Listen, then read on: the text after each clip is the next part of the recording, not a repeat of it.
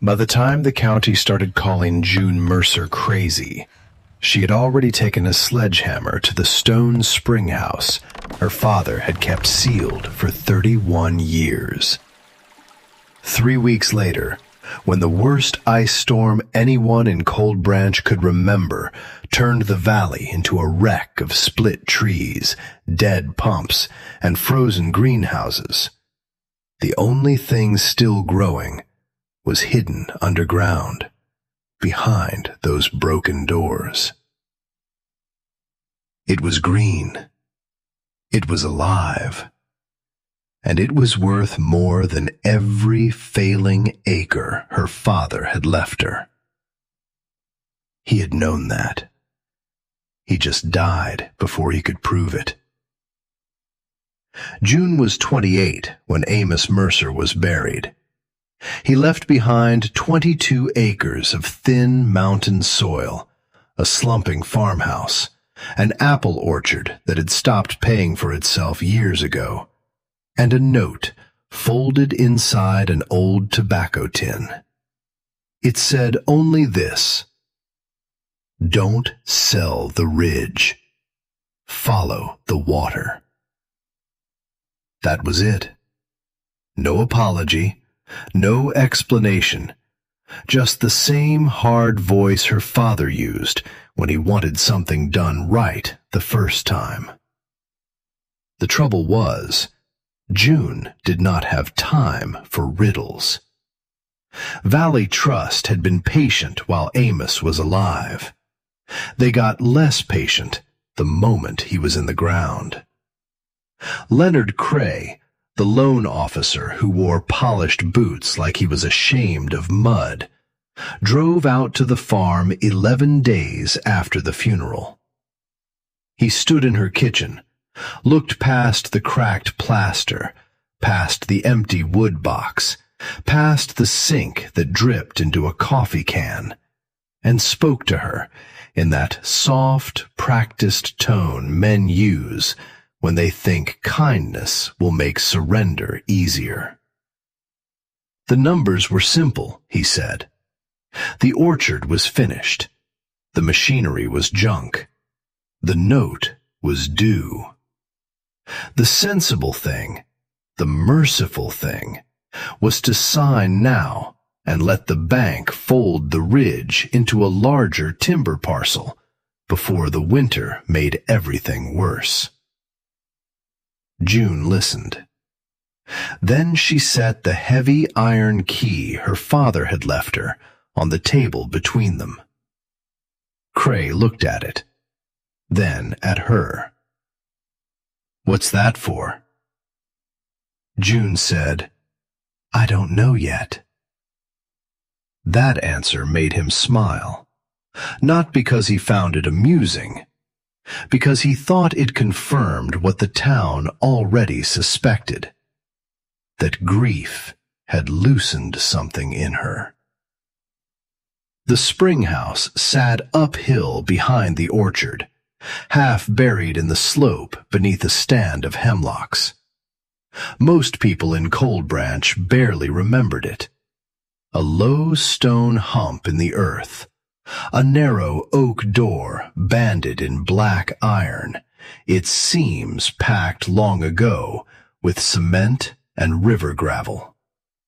No handle on the outside, no window, just stone, moss, and the sense that somebody had wanted it left alone. When June was a child, she asked once what was in there. Amos had said, "Water, and something better than water." Then he never answered another question about it. The local stories filled the silence. Some said the spring had gone bad. Some said the chamber had caved in. Some said Amos sealed it after June's mother died, because grief makes a person turn ordinary places into altars. June had stopped asking. Now It was the last thing her father had pointed at. That night, the wind moved through the orchard like something looking for a way inside. June sat with the key in her palm until dawn, turning over what little she still owned. Sell, and the story ended exactly the way Leonard Cray had already written it. Stay, and all she had was a sealed door, a dead man's note, and a debt clock ticking louder every day. By morning, that was enough. She hauled a sledgehammer, cold chisels, and a pry bar up the hill. The air had that iron smell winter gets before snow. Every strike rang through the trees. The first hit barely marked the cement. The second sent a pale crack across the seam. By the 10th, her hands were vibrating up to the elbows. She kept swinging. On the second day, Harlan Boone from the next hollow pulled his truck to the shoulder and watched her from the road. Harlan was the kind of man who seemed grown out of fence posts and creek stone. 70 if he was a day, face cut up by weather, voice like dry bark.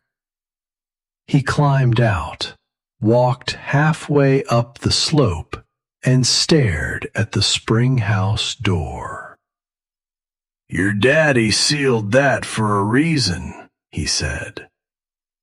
June reset the chisel. Maybe not. Harlan spat into the leaves. "Bankman's right, you know. You sell now, you might still walk away with enough to start over somewhere warm." June hit the seam again. "I don't want somewhere warm." He watched her for another few seconds. Then he said, "What do you want?" June brought the hammer down hard enough to shear off a chunk of old cement. "I want to know what he died trying to keep." Harlan shook his head like he pitied her, but he did not tell her to stop again. It took 4 days to break the seal. By then, her palms were torn, her shoulders burned, and the front of her coat was powdered white with dust. When the last strip of cement split, the sound was not loud, just a deep, final crack, like a jaw unclenching after years of silence. June wedged the pry bar into the seam. The oak door resisted. Then it gave. A ribbon of cold, wet air slid out past her face. Not dead air, not rot, not the stagnant stink she had braced for.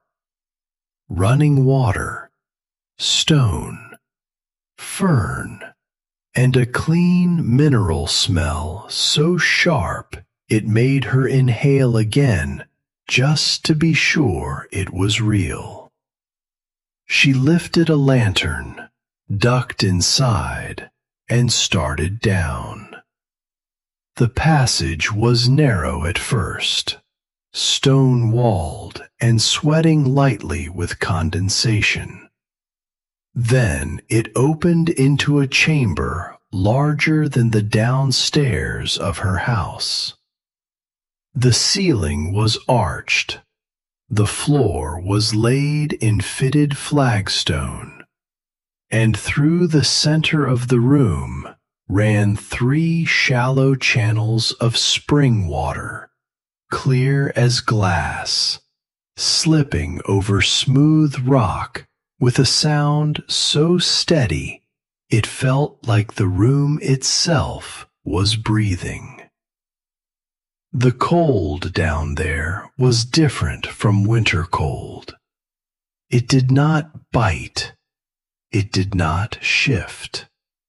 It simply held.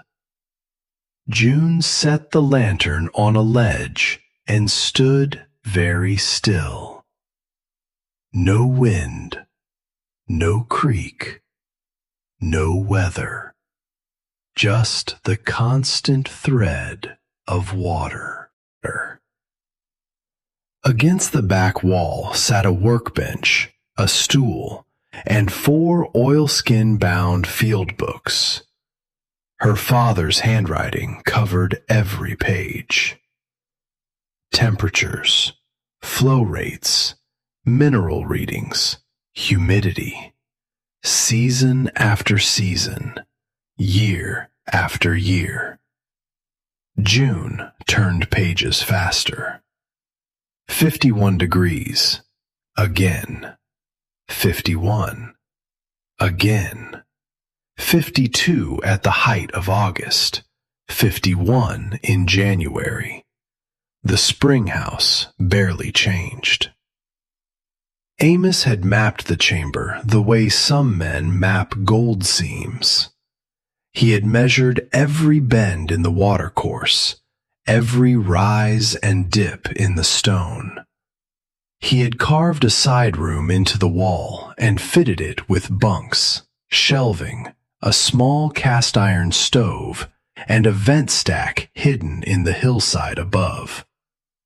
He had not just studied this place. He had prepared to live in it. Then June found the later notebooks. No more temperature logs. Now it was sketches of trough beds, shade lattices, wooden flumes, drain angles, root spacing, and one word written again and again until it stopped looking like a word at all. Wasabi. June had tasted imitation wasabi from a packet once at a gas station sushi counter. It had burned hot and vanished fast. Her father's notes described something else entirely.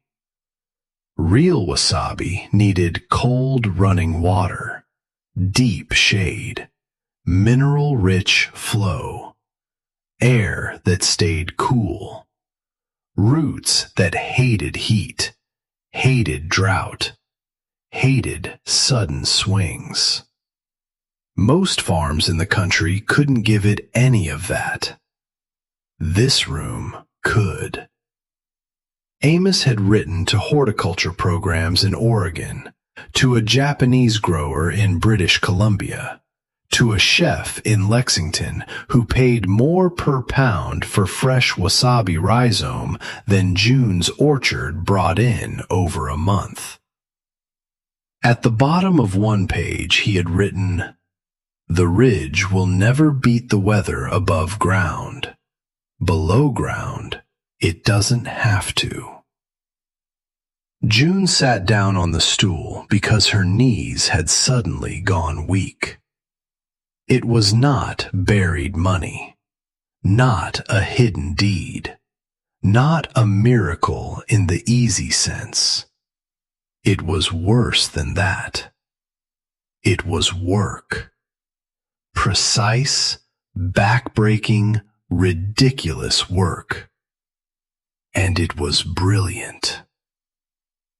The next morning she walked into town, spent the last $840 she had access to, and ordered a starter lot of wasabi plantlets and rhizomes from a specialty grower 2 states away.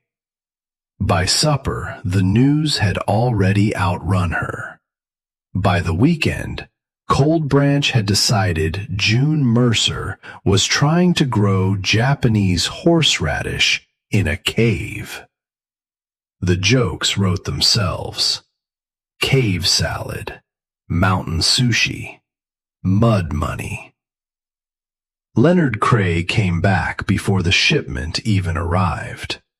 This time he did not sit. He stood in the doorway of her kitchen, gloves in one hand, winter light on his shoulder, and looked at her the way men look at somebody they believe is making their own collapse inconvenient. "Miss Mercer," he said, "I need to be plain with you.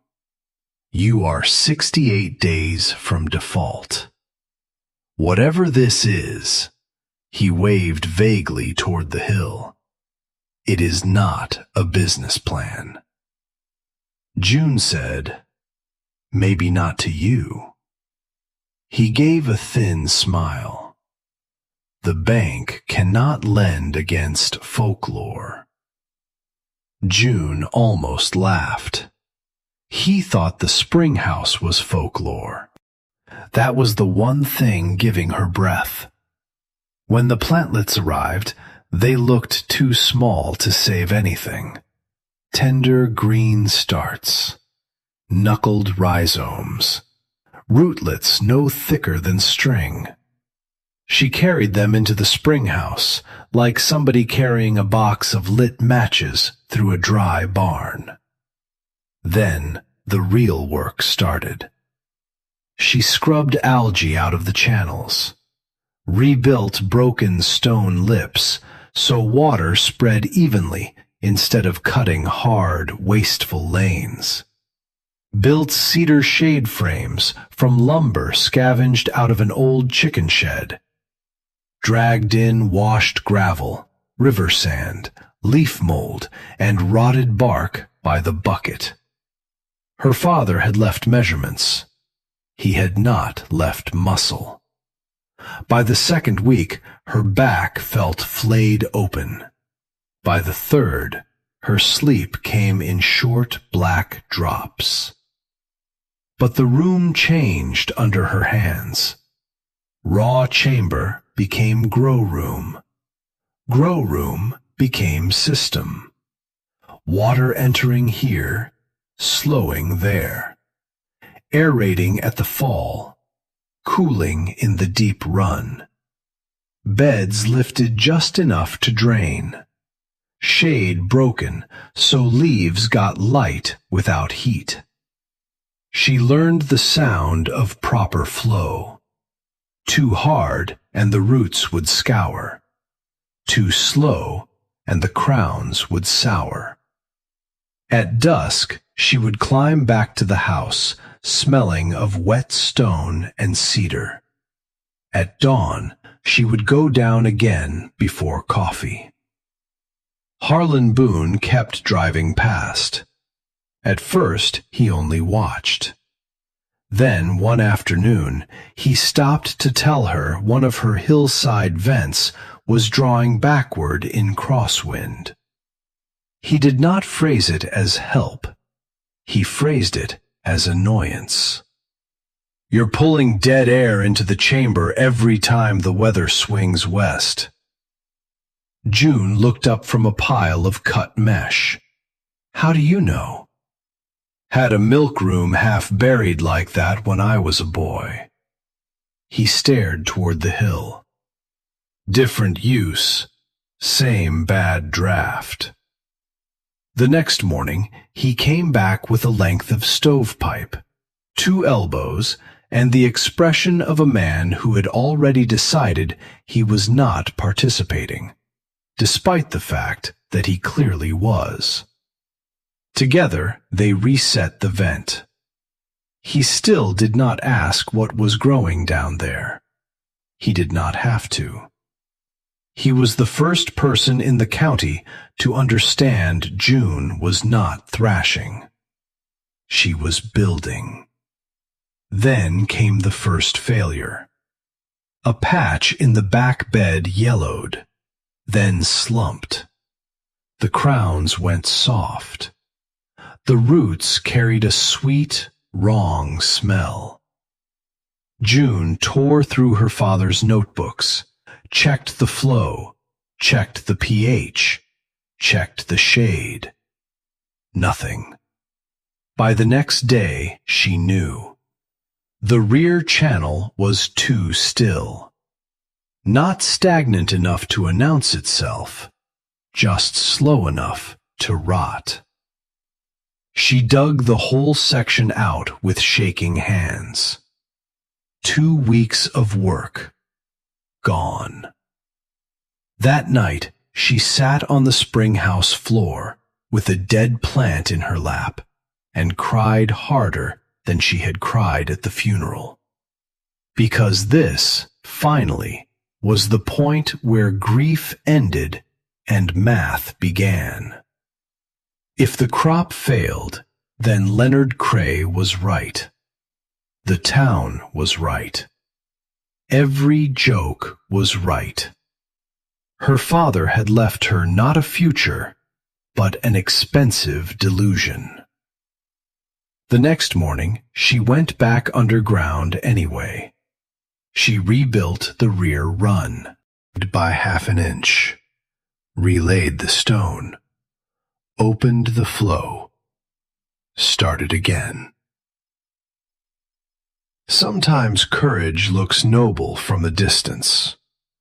Up close, it usually looks like a tired woman doing the same impossible thing one more day because there is nothing else left to do. December came down hard. The orchard stood black and bare. The pasture turned iron gray. Weather radio started muttering about freezing rain, then sleet, then a long Arctic push dropping over the mountains after New Year.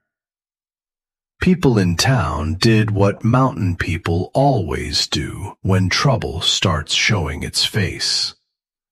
They stacked wood, drained hoses, wrapped pipes, bought batteries and flour and kerosene. Leonard Cray sent a letter reminding June of her final date. 41 days. No extension. No further review. She pinned it to the wall above her kitchen sink and went back to the hill. By then, the wasabi had taken. Leaves rose dark and round above the channels, green so rich it looked almost unnatural against the gray season outside.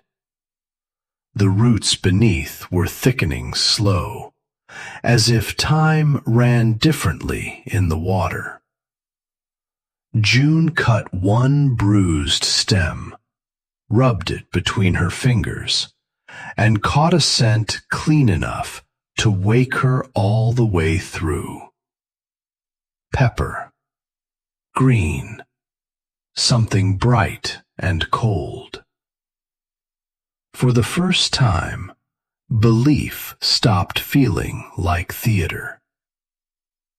Then the ice storm hit.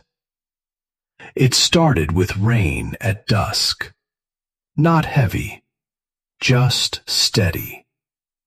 The kind of rain that makes every fence, wire, and twig turn slick and dangerous. By midnight, the temperature dropped through the floor. June woke to cracks outside like rifle fire. Tree limbs, power lines, whole crowns of ice-loaded branches giving way in the dark. She went to the porch once and saw the orchard shining white under the storm, every limb sleeved in glass, the world lit weird and blue by transformer bursts somewhere down the valley. Then the power died for good. By morning, Cold Branch was a sealed world. Road gone, lines down, generators choking and failing, cattle tanks skinned over, greenhouses collapsed under ice or froze solid when their heat systems quit. June packed lanterns, blankets, 2 sacks of beans, cornmeal, coffee, and her father's field books. Then she moved into the Springhouse. Inside, nothing panicked. Water kept running. Air held steady. The chamber stayed cool, not frozen, not swinging. 51. Always 51. June cooked on the little iron stove Amos had left in the side room, slept in her coat, woke to the same low sound of water slipping through stone. Outside, the storm kept breaking the valley apart. Inside, leaves stayed green. On the second day, she checked the lower beds and saw them clearly for the first time. The rhizomes had thickened. Not promise, not potential.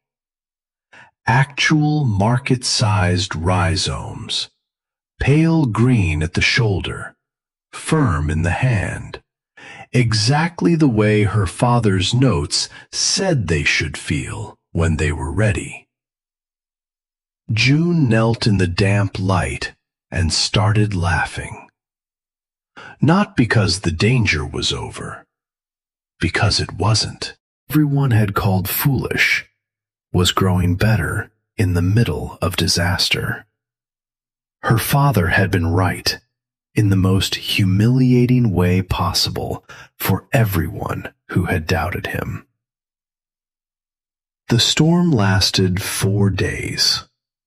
When it finally cleared, the world outside looked broken on purpose. The orchard glittered with wreckage, limbs split down the grain, ruts frozen hard, the road hidden under rutted white ice and snapped branches. June forced the outer door open against a crust of sleet and stepped into a silence so sharp it felt post-human. Then she heard someone shouting. Harlan Boone was coming up the slope on foot, leaning into the hill with a shovel like a cane. His beard was frosted white, one glove missing, face raw from wind. He stopped when he saw her standing there, warm enough to be flushed, not blue, not shaking. "Good Lord," he said. "I figured I'd be digging you out." June stepped aside from the doorway. A thread of wet 41-degree air moved past him out into the frozen morning. Harlan frowned. Then he looked down into the chamber, at the water, at the leaves, at the deep green alive under the earth, while the whole county sat locked in ice. He climbed down 3 steps, slow as church, reached out, touched one leaf. Then he looked at June with an expression stripped clean of pity. "Well, I'll be damned," he said softly. "Your daddy found himself a season the weather can't touch." That was the first witness. The second was a chef named Mara Bell from Lexington, who had spent years begging distributors for real, fresh wasabi and getting dyed paste instead. Harlan's niece worked loading produce in town. A sample reached Belle 2 weeks after the roads reopened. June sent 3 rhizomes packed in Cold Creek moss, along with 1 page copied from Amos's notes about harvest timing. Belle called the farmhouse herself. She didn't ask if it was real. She asked how much June had and how fast she could get more. The first invoice June wrote, with that shaking old kitchen table under her elbows, paid more than a month of apples ever had. The second paid more than a season. By early spring, June walked into Valley Trust wearing the same faded coat she had worn all winter, set a cashier's check on Leonard Cray's desk, and watched him understand, inch by inch, that the land he had tried to write off as dead had beaten his numbers. He looked at her, then at the amount, then back at her. "What changed?" June said, "Nothing above ground." That was the part that stayed with him. Because she was right. The ridge did not suddenly become fertile. The weather did not soften. The orchard did not return to glory. June had not won by forcing the mountain to become something else.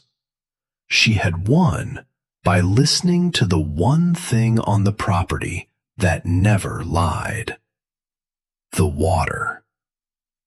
By summer, she had a waiting list from chefs in Lexington, Knoxville, and Cincinnati.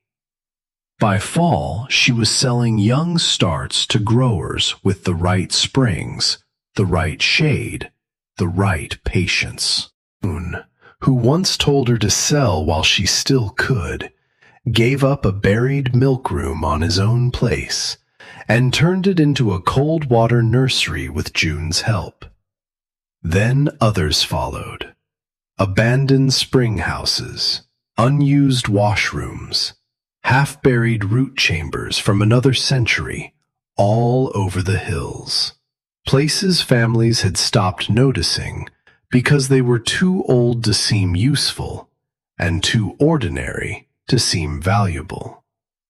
June started walking farms the way her father had walked hers, listening, measuring, checking flow and stone and grade. She taught people what Amos had never lived long enough to teach: how to read a hillside, how to feel for constant water, how to build a crop around what the land already wanted to do. Cold Branch did not become rich overnight. That is not how places like that change. It became harder to kill. That mattered more. A valley that had once lived season to season on thin margins started growing things the weather couldn't bully so easily: watercress in shaded runs, nursery starts in stable chambers, wasabi in the best cold springs, mushroom trials in old root vaults. Not miracles, systems. Years later, people from outside started writing stories about June Mercer like she had outsmarted nature. She hated that version. Nature was the only thing in this story that had told the truth from the beginning. The bank lied. The market lied. The town guessed. Fear guessed. Pride guessed. But the spring had done the same thing every day for longer than any of them had been alive. Flow cold, flow clean, hold steady. The answer had never been hidden because it was magical. It had been hidden because most people only know how to value what shines in the open. June understood something else. Some fortunes do not glitter. Some futures do not arrive with noise. Sometimes the thing that saves a family, or a farm, or an entire valley is a cold room under a hill, a dead man's notebook, and the stubbornness to keep digging long enough to learn what constant really means. Her father had written, "Don't sell the ridge, follow the water." He could have added one more line, "The world above will panic. Let it. The mountain is slower than fear, and that is why it lasts."